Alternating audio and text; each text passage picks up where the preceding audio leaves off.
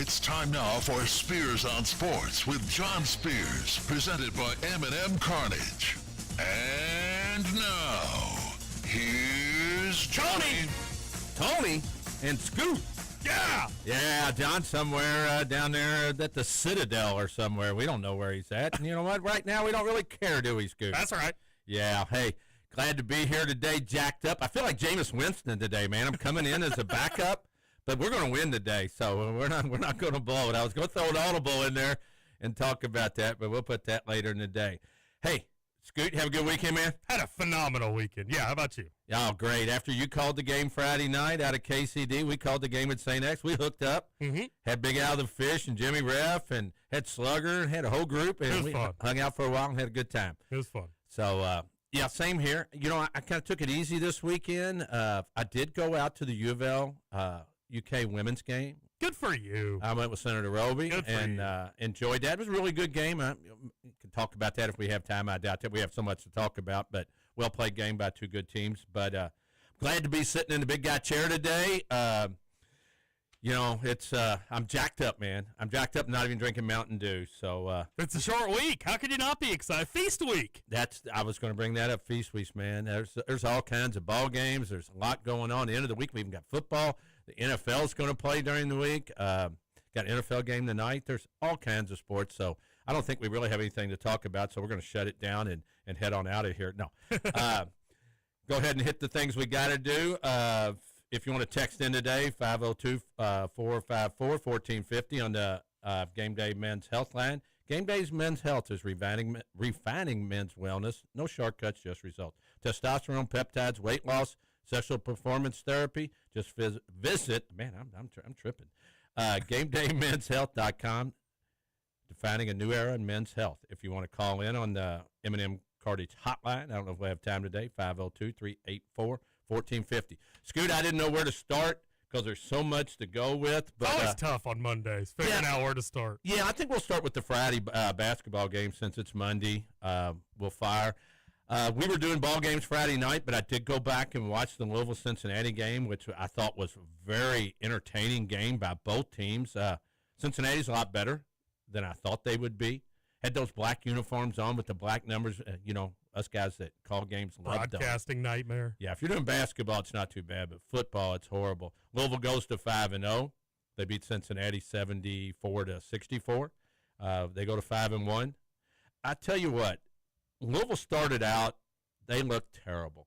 They looked like Kentucky did against them and against Michigan State. They were taking not good shots. They were forcing it. But Cincinnati was playing really good defense, and the Cards missed 10 of their first 10 shots of the game. Ooh, did they really? Yeah, and their first actual basket came with 12 minutes and 27 seconds on a layup by Brown, and they had four free throws, and they were struggling, man. But I give Cincinnati credit.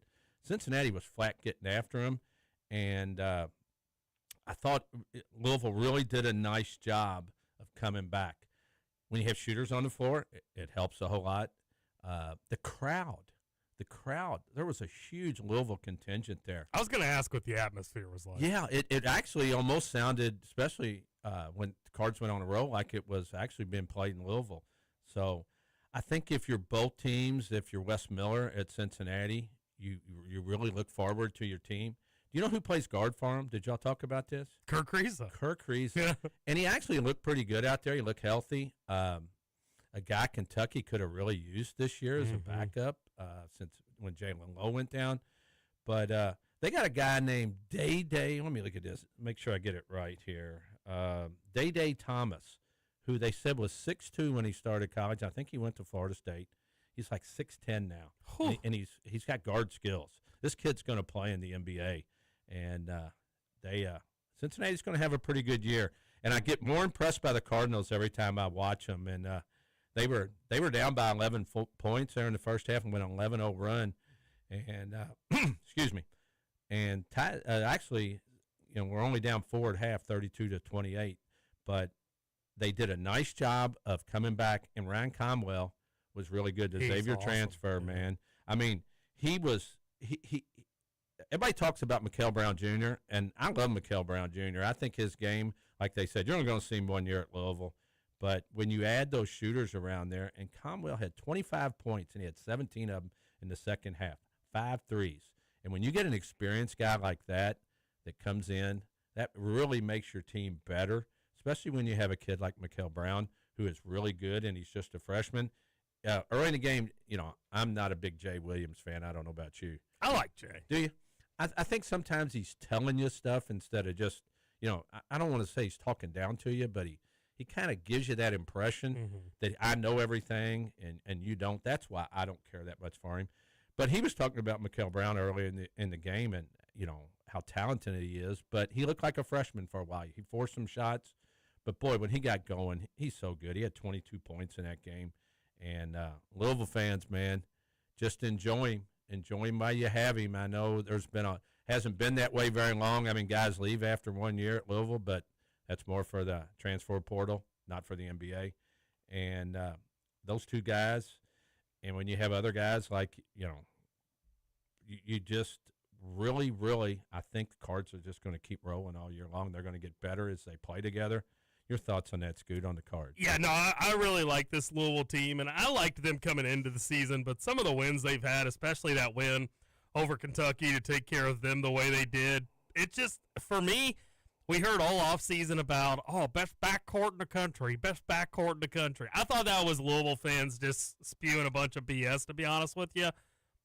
I'm now seeing that very well may be the case, and when you've got a Ryan Conwell, who you talked about being an experienced guy, and then you've got the 5-star freshman and Mikael Brown Jr. that can learn from Conwell and expand his game because of some of the things that Ryan Conwell can do.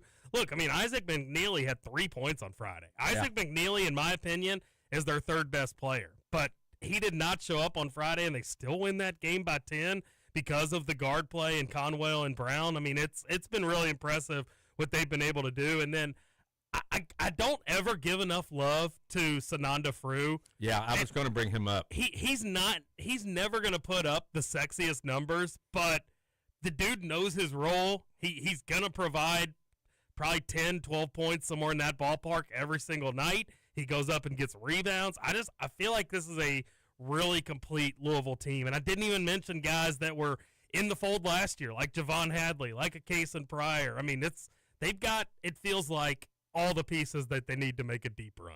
I agree with that. And Frew had 11 points in that game. And what really helps him to be a good player on that team is they can spread the floor so much. Yeah. So that opens up rebounding and getting the ball in the paint every once in a while and scoring. But you're right.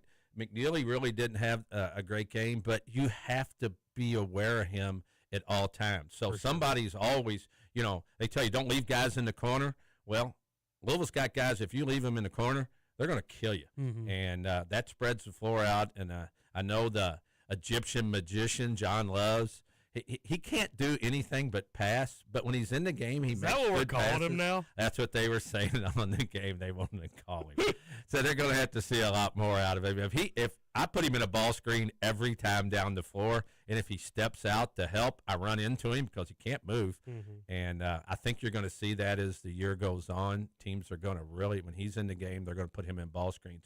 But they've shown pretty good depth. And, I know people love Kelsey or hate Kelsey because he's always fired up.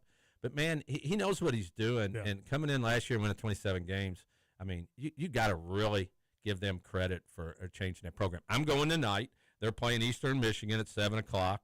Got to tell you, Eastern Michigan's got a guy. What was your bet with Eastern Michigan? Yeah, with Trevor. With Trevor. Eastern Michigan versus Louisville. Yeah, and you won it, right? I won it. 500.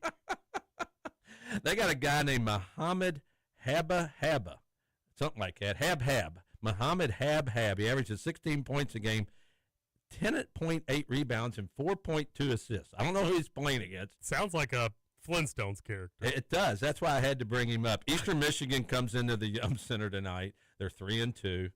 Louisville. I haven't looked at the spread. Have you looked at the spread? Mm-hmm. I didn't check it smart. I'm expecting it to be high 20s. But they take care of business. They do the job at Cincinnati, and then they come back. But Louisville looking. I think they're going to be one of the top 2 or 3 teams in the ACC when it starts up. You know, you got Duke and North Carolina. I think Louisville's going to be right there, and there might be a few other teams in there. What you look to read up? 33.5.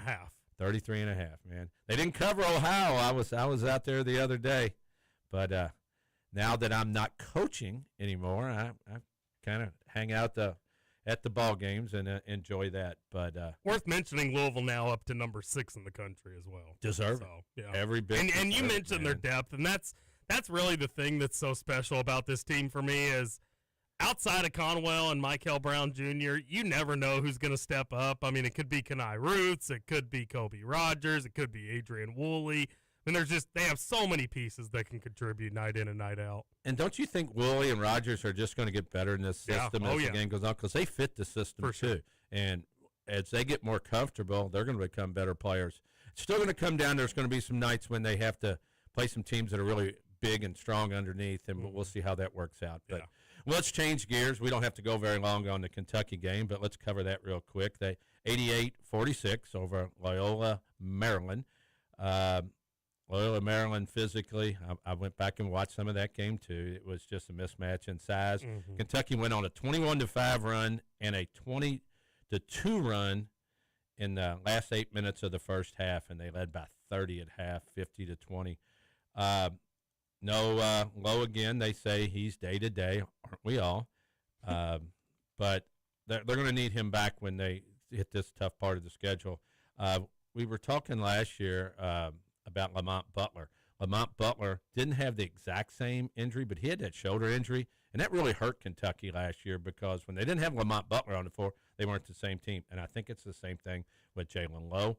Moa Bate did not play. He hurt his ankle in the Michigan State game, and I think it was probably more precautionary when you know you're playing a team that you're about a 30-point favorite. Jaden Quaintance, Pope said the other day, he walked in, he was playing 2-on-2, and he's like, no, what is he doing? And the trainers came over and said, no, he's fine. So he started playing a little bit. That was in Pope's interview the other day. He said that he's out on the floor a little bit. They're still being very cautious with him. A guy Kentucky needs because, you were talking about, Brandon Garrison, and when Malachi Moreno has become your best big guy, he's done a great job, but he still has a lot of room to improve and get better to play Division I basketball. And Quaintance is a guy, if you've ever watched him play, did you watch him play any last year? Did you see any video of him? Uh-huh. He's an animal. Oh, he is. Yeah. I mean, he's a top 10 pick in the NBA, but it's not because he's a great outside shooter. It's not because it's just because he has a motor that never stops. And defensively, I think we were talking about it on Just the Cats. He doesn't, in my mind, change this team all that much offensively. I mean, I'm sure he does, but defensively is where he's gonna really make the most of his damage. Yeah, and I saw him before. He was coming to UK, and I was like, this kid's an animal. He dunks on people, he blocks shots, he beats people down the floor. But you always worry. I've had ACL surgery. It takes a while to mentally, when you get back, to trust your leg. Even if they tell you it is, even if it's still one of those things. Well, that's the good thing about being 19 is you don't think about that sort of thing. Yeah, you're invincible, aren't you? Yep. At least I was. I know that. But that was a different age back in the 70s, baby, in the 80s. When Scoot wasn't even around back then. Kentucky plays Tennessee Tech Wednesday night, another team they should handle very well before they really get into the meat of the schedule. See how that works out for them. In that game, the 5 starters for Kentucky all scored in double figures. They started Cam Williams, who has actually played very well for UK last few games. I love the lineup change. And such a good decision. Yeah. Colin Chandler and him both had 13 points. Kentucky hit 10 of 27 from the three-point line. Just 37%, you'll take that, but you're playing against guys that look like the JV team, shoot 49% from the field. So you take that all with a grain. Kentucky needed probably a feel-good game after everybody in the Big Blue Nation wanting to fire Mark Pope, who, not firing, but so mad like he can't coach anymore. Mm-hmm. People, it's called fanatic. I know that. And, John, we always talk about that. And I just think people are so unrational, and you believe you're going to win a national championship, and then all of a sudden you get beat and you don't think you're going to beat anybody the rest of the year. Yeah. Can't really go with that. So we'll finish the first segment with one of your favorite things here, Scoot. We'll stay with the college basketball. Purdue hammers Texas Tech. Boom. Man, they walloped them. Yeah. I mean, gosh, I couldn't believe that score down there in the Baja Mar Championship. Love saying that. I want to go down to that. I want there to be 4 teams down there, Louisville or Kentucky, and Tara and I and my wife are going to head down there and spend the time in the Bahamas and watch a couple basketball games, sit on the beach, drink a lot of drinks, and have a good time. That sounds like a good time to me. Mm-hmm. But your boy Oscar Clough, 15-15, Scoot. They went on a 26-3 run in the first half. That game was such a bummer because I saw the late start time, and when I was leaving KCD on Friday, it hadn't even started yet. Yeah. So I was like, hell yeah, I'll get to the guys, you and John and all them. And I was like, I'll watch the game. By the time I got there, I didn't even care about the game because Purdue was already in control by so much. Yeah. It was frustrating. To me, I just couldn't believe that they did that to Texas Tech. Now, that happens. Purdue had 7 guys score double figures. And if they do that, we know they're a good team. But if they have that kind of balance, it's going to be hard for Purdue to lose a lot of games. But I know you just wanted to talk about Purdue. That's why I brought that up. But always. Well, let's go ahead and end the first segment. You're looking at what was that? 2 more hours. That's my phone, the good, bad, and the ugly. He thought, man. I was like, what's happening? I didn't turn my phone down. I just got a phone call. But, yeah, we'll go ahead and take a break. You're listening to the Big X here on the Big Johnny Show, and it's not John here today. It's Scoot and Tony.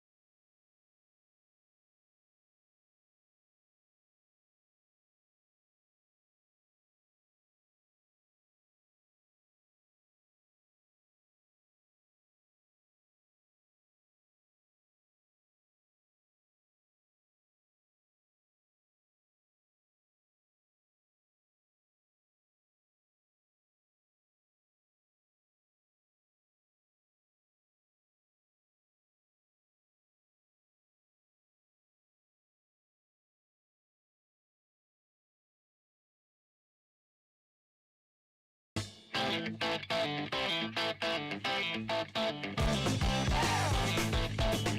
I'm sitting in this seat, I don't yell, yeah. So, do you remember? There you I'll go. take your role. Dude, take it over, man. Now, John is not here today. If you joined us late, wondering why you don't hear John Spears' voice, he is going to do the broadcast tonight for the Bellarmine Knights. They play the Citadel. They will play Tuesday night down there in Charleston again against Houston Christian. So the Knights are trying to get on track.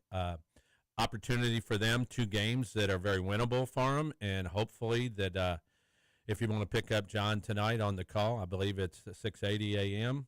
and it's a 7 o'clock game, him and Mark Bugg. So if you're not doing anything, if you're watching the Louisville game, you can turn the Bellarmine Knights on, or you can pick them up however you want to do it. But I will, like I said, I'll be out at the Yum Center checking out the cards tonight, and hopefully they'll get a big win again against Eastern Michigan. You were talking on the football, and I just want to kind of go to transition into that. I was listening to you earlier. Y'all were talking about the games against the Tennessee Techs, against Chattanooga's. I know that Oregon's coach was complaining about it. What do you think about the basketball games? I mean, you got to have wins, but when you're playing all these 30-point games, what do you think you get anything out of it, really?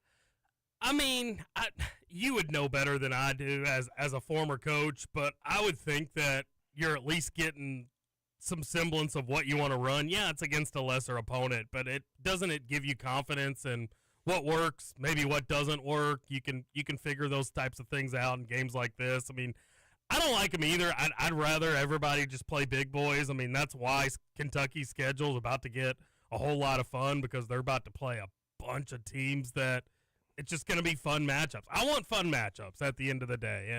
And I get these small teams, they have to have their money games. That's how they make majority of their money to fund their athletic department for the year. But I don't know. I haven't played each other. Yeah, I think they've done a good job. I'll talk about it probably in the last segment with TNT,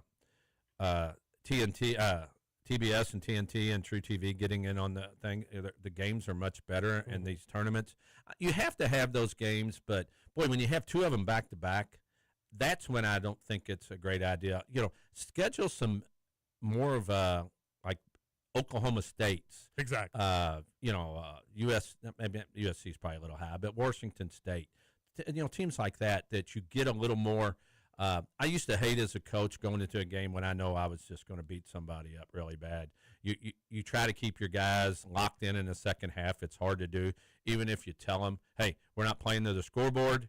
We're playing, we're just playing like it's 0-0. We can't stop playing. But, yeah, you got to have them because you can't lose every game. You have to win games. But on the flip side, in games like that, you do get to utilize more of your bench, which you never know when that's going to become a factor later on in the season. So ideally, getting those guys some reps early in the season is not all that bad of an idea either. Yeah, I know.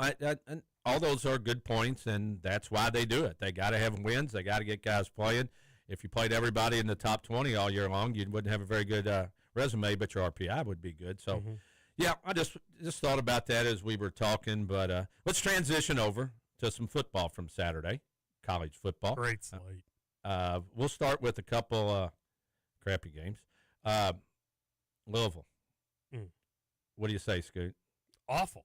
I mean, I don't know how else to put it. That's the first adjective that comes to my mind, was just awful. Now, you didn't have Miller Moss in there, which I see as a positive. I don't know how much the score line's different if Miller plays. I made the point on Just the Cats this morning. It's probably 38-3 instead of 38-6. I mean, I'm not a Miller Moss fan, but yeah, I mean, I never in a million years thought that they'd go into that game and not compete. Like, what? Yeah, I think that is the biggest concern. You don't have your quarterback. I know you're missing your top 2 running backs. You're missing Isaac and Keywan Brown, which is huge.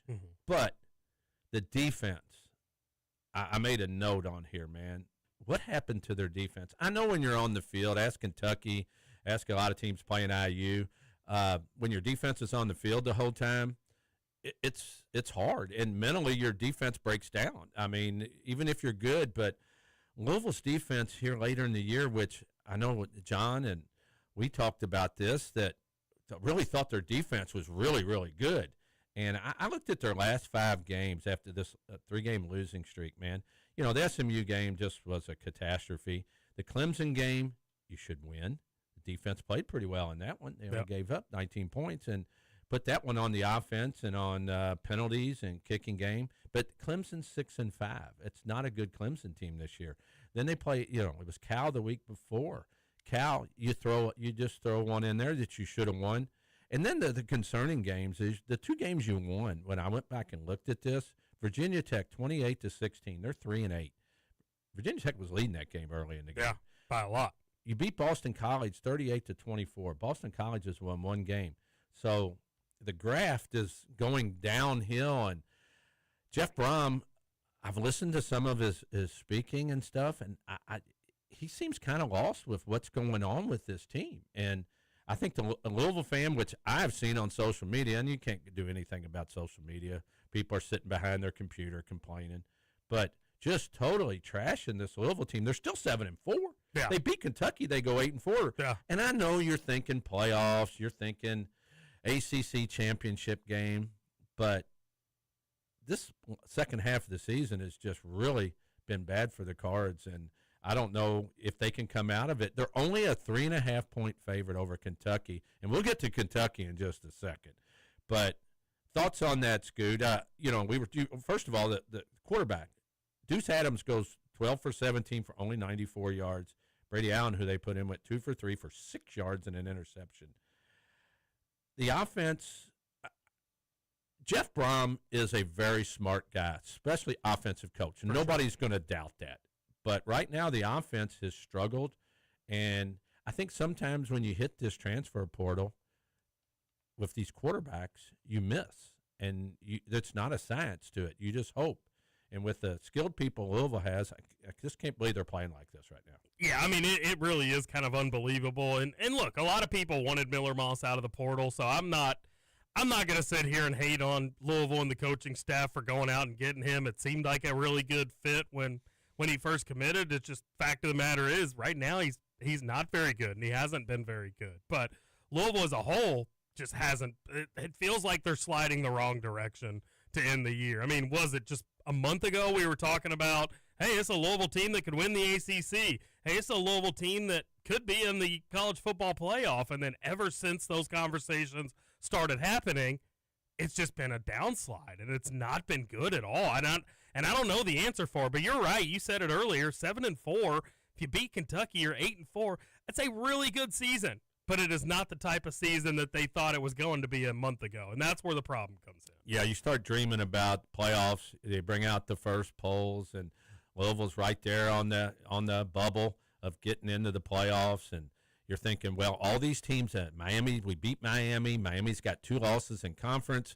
We're sitting in a spot where if we win these games, we should win. We should be playing in the AC. Remember, we were talking about, is it good for Louisville to be in the AC championship or not? Because if you lose, you get a loss. But if 2 teams play and you've got 2 losses or 1 loss, you're probably going to make the playoffs. Mm-hmm. And I think everybody started, even the football players probably started drinking the Kool-Aid, and it came back to bite them. Maybe that is what happened. I mean, that's better than any explanation that I have. Yeah, and Kevin Jennings, who killed him last year, I was out there last year at the SMU game, was 29 for 37 for 303 yards and 3 touchdowns. And SMU on third down was 9 out of 13. That's, you don't go 9-13 on third down. Third downs, no matter if they're short, are still hard to go. So I don't know. You're looking at Kentucky coming in, and everybody will transition into Kentucky, who everybody thought, man, if they play Vandy close, and going in this Louisville game, the Louisville fans are going to be all worried about Kentucky.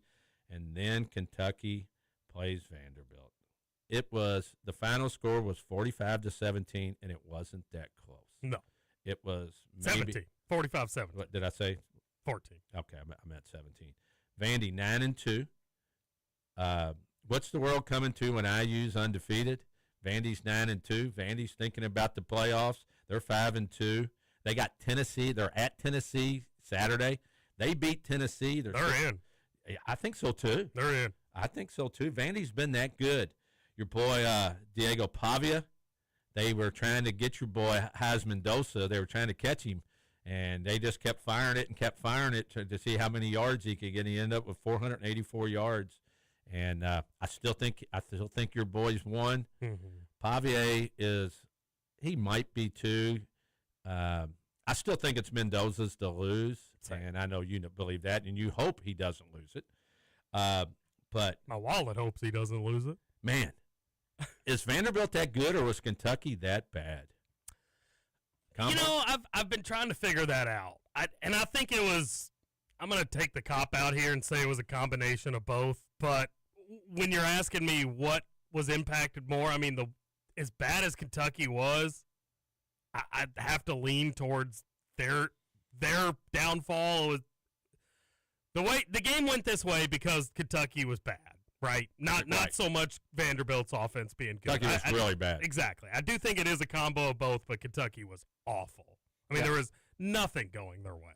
Well, Kentucky was beat up in their defensive backfield. They kept talking about that, and good point. It was a close game early until they hit a couple long passes. Vandy did, and then all of a sudden, Vandy started having fun. And give Vanderbilt. There was a lot of Kentucky fans there, but give Vandy. I've been down there to Vandy. Nobody showed up at those Vandy football games. Those were away games for Vanderbilt. The SEC teams came in there and stacked that stadium, and now they've put luxury boxes in it.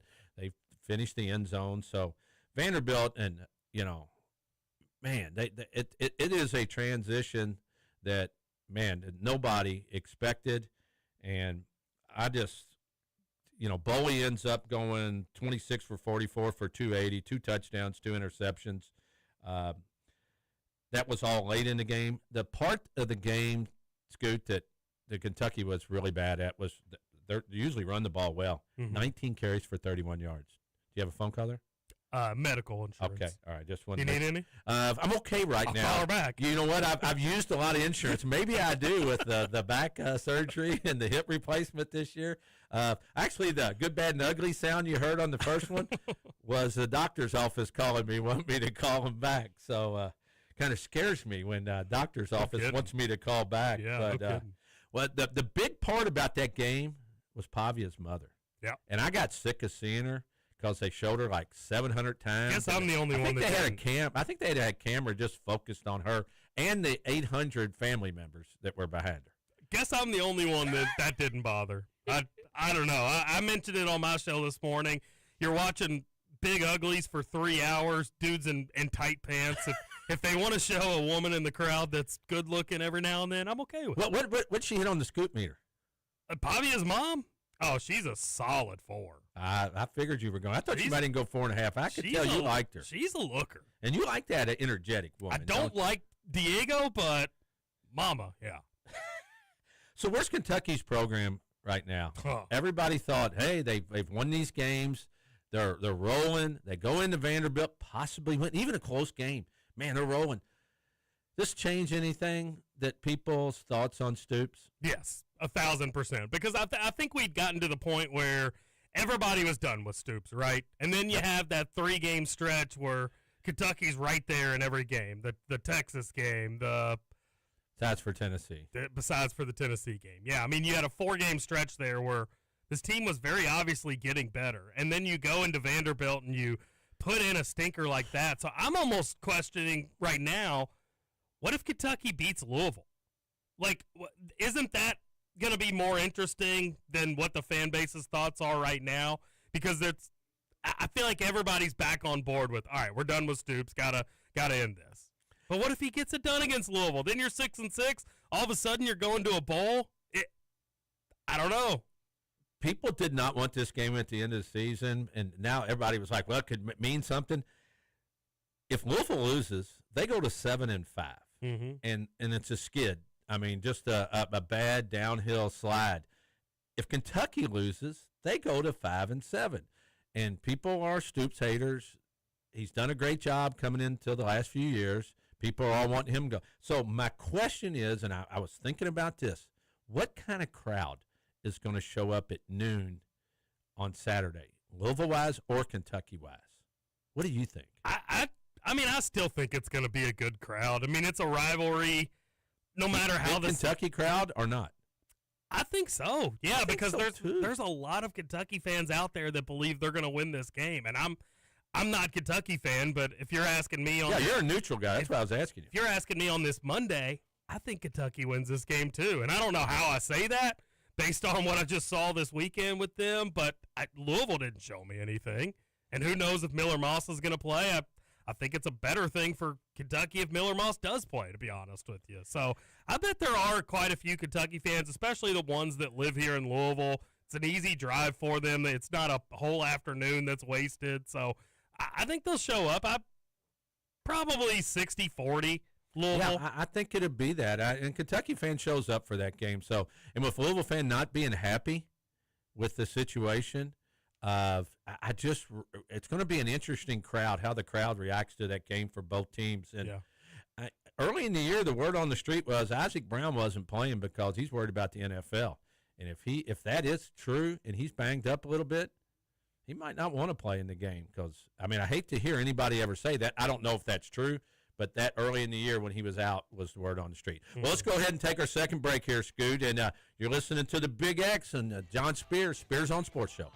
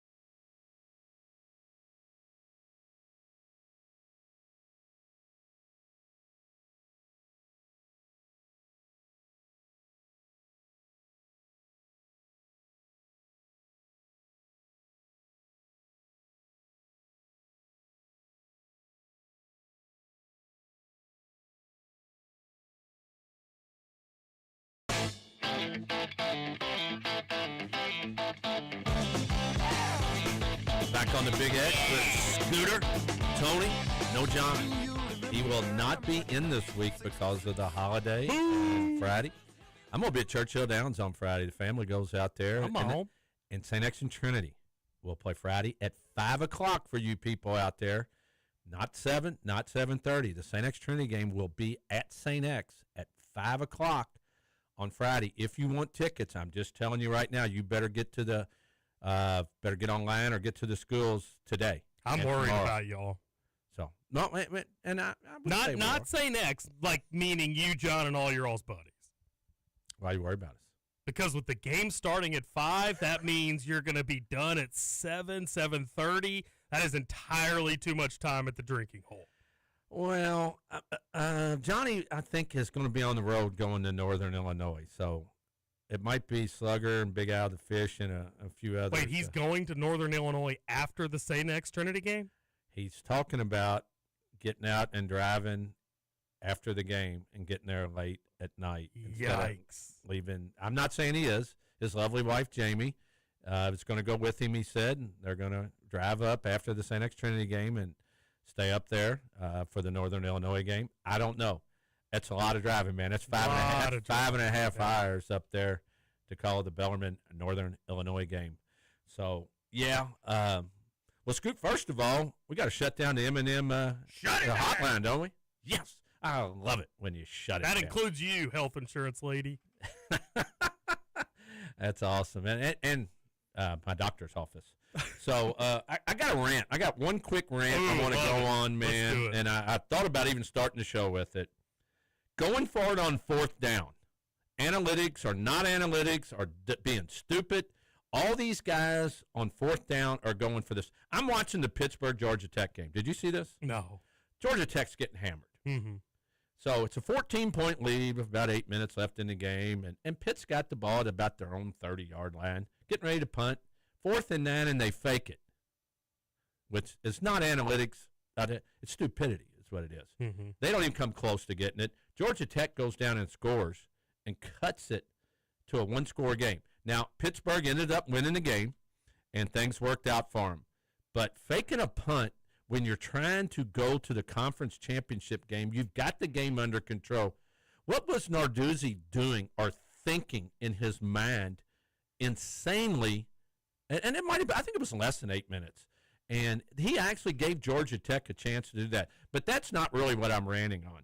I'm ranting on the Dallas Cowboys, who luckily won their game. When it's a tie game with 3 minutes left and you have 4th and 2, you kick a field goal. Yeah, you 1,000%. kick a field goal, and you make them go down and kick a field goal. If you're worried about them scoring a touchdown and beating you, then you shouldn't be coaching, man. Preach, Tony. And, I mean, I've watched so many games this year when on 4th and whatever, the coaches go for it. Analytics and common sense and feel have a huge part in football. It's not, you can't look at a piece of paper and make a decision on what you're doing. And the Giants did the same thing. They went for it when they had an opportunity to kick a field goal. I don't understand these teams. I know it was an interim coach. I know he was trying to make things happen.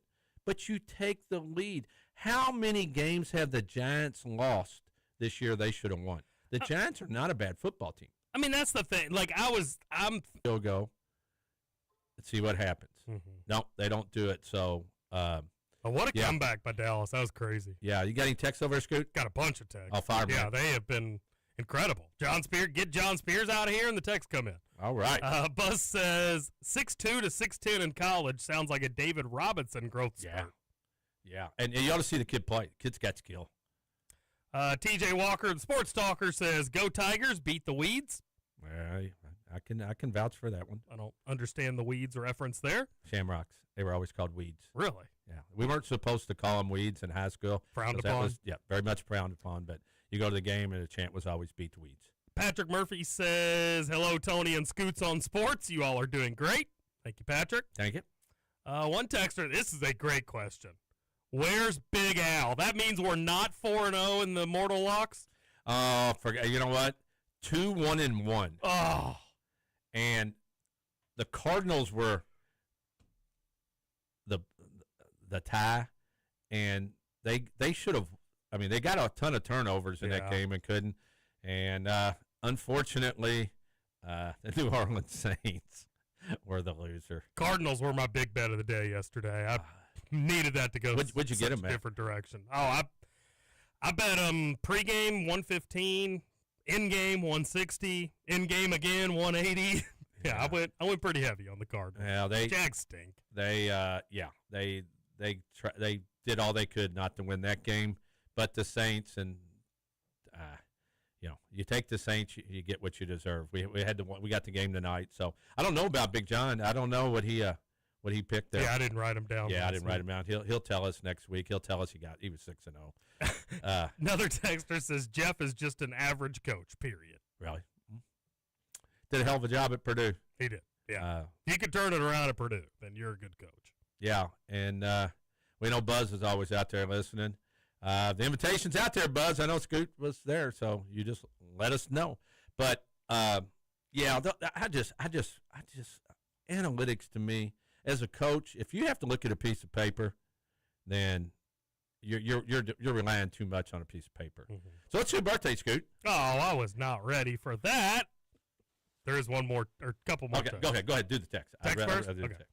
Texter says, guys, you are failing to look at UK's 5 wins. They beat 3 cupcakes, and 2 SEC teams that they beat will not be bowl eligible, so they haven't beaten anybody this season, plain and simple. Yep. I'm not going to disagree with that one.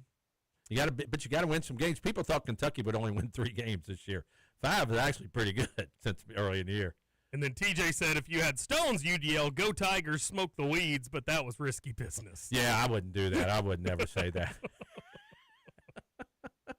Is that all of them, Scoot? That's all of them. All right, let's do some birthdays.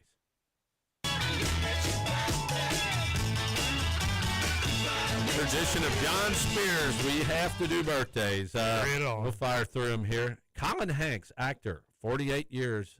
You know who his dad is? Tom my Hanks. God, he looks just like him. He does, doesn't he? Fargo, I forgot he was in Fargo. King Kong, Roswell were his big ones. All right, we get the scoop meter out. I got a few here for our Scooter. Katherine Heigl is 47 years old. Grey's Anatomy, Knocked Up movie, and a bunch of different movies. What do you got there, Scoot? Katherine Heigl's a 4. Yeah, for sure. I thought she kind of fits your, I can kind of tell where you're going to go with some of these numbers on some of these people. So a 4 for Katherine Heigl. Danielle Nicolette, 52 years old, Nicolet, Third Rock from the Sun. She was on The Flash. 52 years old, Scoot. Actress. We'll go 4.5. I thought you would. I thought, Scoot. So those two I thought would be on the top part of the Scoot meter. So Danielle Nicolette, 52 years old, and a 4.5 from the Scoot. All right. We have an actress, Sarah Hyland, 35 years old, from Modern Family. She was Haley on Modern Family. We'll go 3.5. I'm hitting them right on the nose. I just doesn't fit the Scoot profile, but not far out of the profile. He's not good. She's right there. We got a wrestler. I just saw this one, and this was really interesting to me. Beth Phoenix, pro wrestler. She was in the OVW and then in the WWE. She was the Glamazon. Yeah, I've never been into Beth Phoenix. We'll go 2 for her.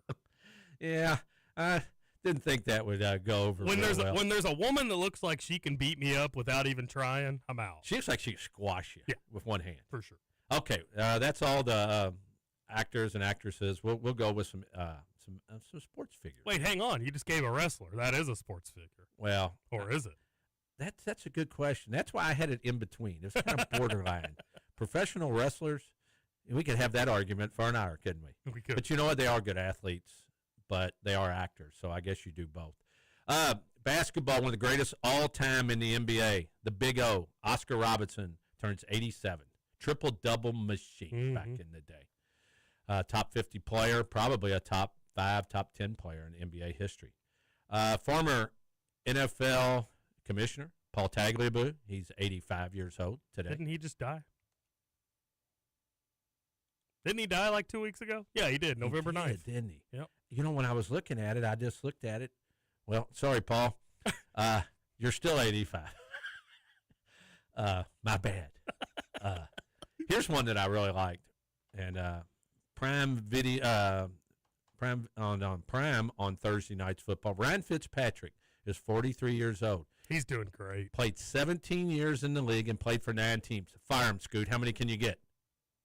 Oh, my gosh. Ryan Fitzpatrick? Not very many. Bills? I'll fire through them. Rams, Bengals, Bills, Titans, Texans, Jets, Bucks, Dolphins, and the Red Commander Skins football team. Niche. 9 teams in 17 years. And, you know, normally when he came in and replaced somebody, he did pretty well, and then they replaced him and then moved him to another team. So Ryan Fitzpatrick, 43 today. What do you think about those guys on the Prime game? I think they're doing great. I love that whole crew. I mean, They've gotten much better. They have gotten much better, yeah, for sure. But Fitzpatrick he's awesome. Yeah. Okay, we'll finish this up with some of college basketball. There is a smorgasbord of games today. Starting at 1, baby. Yeah, I wrote them down because they're such good games. So if you're home today or you're at work and you want to pull your phone out and hide over in the corner, 1 o'clock today, number 20, Tennessee plays Rutgers on TNT. At 2 o'clock, Creighton plays Baylor on True TV, 2 o'clock. Seton Hall, number 25, NC State, 2:30 on ESPN2. Then we go to 3:30. Notre Dame plays number 24, Kansas on TNT. Right after that, 4:30 on True TV. Number 14, St. John's plays Iowa State, number 16. That's one of the marquee games, I think, on there, 4:30 on True TV. Syracuse plays Houston, number 2, Houston. 11.5-point favorite there by Houston. That is on TNT at 6 o'clock. At 8 o'clock tonight, Auburn, number 22, plays Oregon.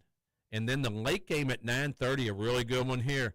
Gonzaga plays Alabama on True TV. So all kinds of games there tonight and some good ones to watch if you're looking for sports action. And you said Feast Week, man, they're hitting it hard. So a lot of college basketball. Have you looked forward to tomorrow yet? No, I haven't yet. The slate tomorrow's even better. Well, you get these small tournaments, and you get these things now in the Bahamas and all these places where these teams are going to play, and it's huge. And just what we talked about games, you know, not playing cupcakes, playing teams and getting better. So I got a minute or two here. I want to hit something real quick. Cal fires their coach, Justin Wilcox, football coach, 48-55. Almost $11 million buyout. General manager Ron Rivera announced that after their loss to Cal, 31-10. You know who they lost from that team last year? They lost your boy. Yeah, Mendoza. Mendoza, the quarterback, former All Pac-10 running back, Jaden Ott at Oklahoma, and star tight end Jack Eden. Injuries is what I should have said at Texas, one of their best things. They said their NIL issues are killing them, and they can't keep players and they can't compete. So Louisville beats Cal. No. Cal beats Louisville. Yeah. They're moving in the right direction, and then they lose to Stanford, their rival, and the coach gets fired. So you never know what's going on in sports, and we're going to, call it a day. I'll be back here tomorrow with special guest tomorrow. Special guest. We'll let them wait and see. That's right. Who's going to be here tomorrow. But, hey, thanks for listening today on the Big X. Spears on Sports. We'll be back tomorrow, 10 to 11. Have a great day.